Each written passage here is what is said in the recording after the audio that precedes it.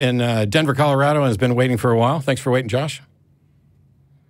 Hi, guys. Thanks for taking my call. Sure. Hey, Josh. First off, well, I have 3 questions that I'll kind of tie together. I'll probably only get to one of them, but I'll make it as quick as possible. First, I want to thank the Atheist Community of Austin. I've been a listener of the Atheist Experience for about 10 years now, and I just really appreciate all you guys do. You've helped me on my continuous journey to intellectual honesty and secularism, so thank you. Thank you. Thank you. Also, I'd like to quickly talk to John and just applaud you and Tracy Harris, if she's listening, for a conversation you had with a woman named Suzanne in Idaho. It was a few weeks ago, possibly a couple months ago, but it was on the difference between pro-life and anti-choice. Oh, yeah. And I'd just like to say, I'd like to say that it was very articulate, and it's something that a lot of people need to hear, and it's a very sticky situation to deal with, and I just appreciate that. Well, thank you. I appreciate it. And also one last little thing, I can make a fish follow a laser pointer, so I don't know if that is considered a fetch, but... Until you can get it to follow it out to the mailbox, I don't think we've solved my problem. Correct. Okay, so I'll get to my question real quick. I have an issue that I continuously hear from apologists, and specifically from Jordan Peterson. I think he's a brilliant man and appreciate his insight on many different subjects, but he upsets me in one very important way. Just one. A lot of your callers, well, yeah, many, but one that's very important to me, and it's because I have a nihilist friend who doesn't believe that there is value in existence. I'm sure you deal with that a lot. I'm actually shooting a video on that tomorrow. There is no intrinsic value to human existence. Oh, brilliant. Okay, I will watch that. There's plenty of value, just not intrinsic value. See, and I mean, yeah, you might, I disagree, but you might be able to convince me that I don't have the correct thought process on this. I see existence as sort of binary to non-existence. So it's non-existence is a 0 while existence is a 1. Yeah. And to me, that's already intrinsic value. And that might just be abstract. It might be. Value is something that we imbue things with. There is no value without a thinking agent to value it. Mm-hmm. So, well, I'm not going to go through everything. The video will be out before the end of the week, and I don't want to go through all the arguments here because we're already over time. We got 4 more calls to get to, so go ahead and hit what you were talking about other than intrinsic value. Okay, I just did want to make one last point on that I hear a lot of people say that science cannot lead to morality, and I just, or that a naturalistic view on existence can't lead to morality, and that's kind of what I'm getting at here, is that I am not nihilist, and it seems that Jordan Peterson and a lot of other of your callers are afraid of nihilism, and they're afraid that if perhaps they give up their religiosity or their theism, that they might fall into nihilism. Yes, and it's exactly what I combat as much as I can. Yeah, I noticed that, and I feel like, for me personally, and again, you know, I'll watch the video tomorrow to see if I'm thinking correctly on this, but I see that binary value, like it's sort of a domino effect for me, because I see a single-celled organism that's driven by whatever it's driven by. I'm sorry, I'm a layman's in evolution and physics and all of that, but it seems to be driven to continue to exist and continue to exist in the state that it exists and improve that existence, whether improve is the correct word or not. But I see that already as a value. And even things like energy and matter. Listen to what you just said. You see that as a value. You're absolutely correct. I see it as a value too. But that's us seeing value. Without us, there's no value. There's nothing intrinsic. You're absolutely right. Yep. Spoiler alert for later this week. No, you're absolutely right. I agree with that. I feel like Jordan Peterson and people like him who tend to sort of smuggle in God and smuggle in the value for God. Like it seems, I don't want to mischaracterize him, but it seems like he's afraid that maybe Sam Harris's perception on morality and the moral landscape and your perception of morality, it seems that he contends with the idea that there is value in anything without God. And I really want to contend that he is doing the same thing. He's smuggling in the value for God, whereas he's accusing us of smuggling in value for life. Yeah, not only that, but he's accused us of essentially not being atheists, which is something that when he and I were on stage in Toronto, that's essentially one of the stronger points. And yes, he's often confusing in the way that he speaks, so I don't want to paraphrase him too much, but essentially he was making an argument that basically without God everything is permissible, and if you were really an atheist you would rationalize, or you could and potentially would rationalize reasons to kill people, for example, and it's and I challenged him on it during the discussion, where I pointed out to the crowd that essentially he has a very negative view of what the world would be like if we were really atheists. But don't worry, because he doesn't think we're really atheists. And you know, we have made a god of reason or a god of something else, and so that makes us theists.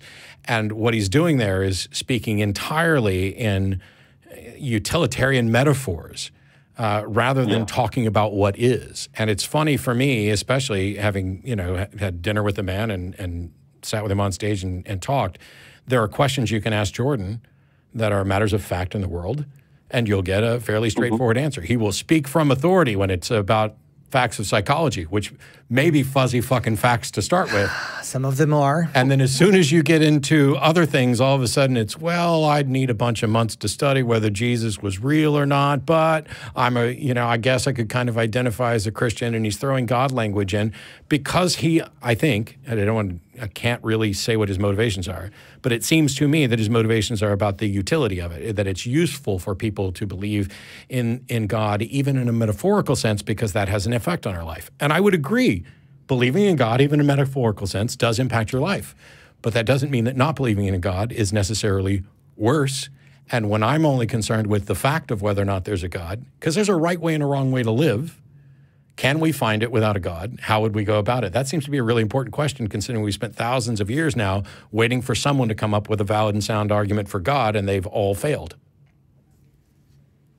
See, and I think that's really valuable that you sort of outlined him talking about the importance of believing in a God. He tends to go to evolution to talk about the importance of God and religion and theism in our evolution. And now Hector is up. Here. Yeah, absolutely. I appreciate that Hector's here, because I'd like to actually talk about that, and especially tribalism. Because to me, this, and again, this is just to me, of course, but I see that binary value as the ultimate tribalism. There's non-existence, there's existence. We are part of one of those tribes, if that even makes sense. It does to me. I apologize if it doesn't. I don't know how non-existent tribe makes sense, but... Exactly, yeah. But we are part of existence. We are not existent. And that, to me, is the first value you find in reality. The first value. And to me, that's evolutionary. That is space, time, matter coming together in some way to be existent and not to not exist. And that, to me, is a value. And maybe that's just as, maybe that's the opposite of what Jordan is doing, and I'm smuggling in value on that. But I see that as a value. If so, you're smuggling it in the only way that I know how, or that I would think is justified. Well, that makes me feel better about that. Well, I could be wrong, so don't feel too good. But, yeah. Right. It just seems reasonable to me that if I exist, I should value existence until it becomes so unbearable that it's not valuable to me anymore. Yeah, now we're on to a completely different thing. Because, first of all... Absolutely. The fact that you do value existence is independent from whether or not you should value existence. We smuggled an ought question in there. Okay. But I understand what you're saying, and it's one of the reasons why I support, you know, notions about death with dignity and stuff like that, because I think that I value individuals' autonomy, and that if your life is such that you don't want to continue it, for good reasons, it's a lot more complicated than that, then I would support the individual ending their life in a responsible way. I also think, though, that we have a duty for the fostering of society to distinguish between people who have good reasons to potentially want to end their life and somebody who's just hyperbolic at a specific point when there is a strong likelihood that their life will improve once they get over the present circumstance. Absolutely. And you brought up society. I think my initial question that I had asked the call screener was about secular humanism. Mm-hmm. Maybe secular morality is better, but just a better word to use. But my question was, how do we account for, in our secular humanism, how do we account for things like animals, plants, potentially aliens, other species? And I think that's what I'm trying to do here with this binary value that I'm smuggling in. Account for them how? What do you mean? Well, because I don't want to put anything, I don't want to put the life of a plant or an animal as equal to a human, because I am a human and my society is human and all of that. Well, we understand that.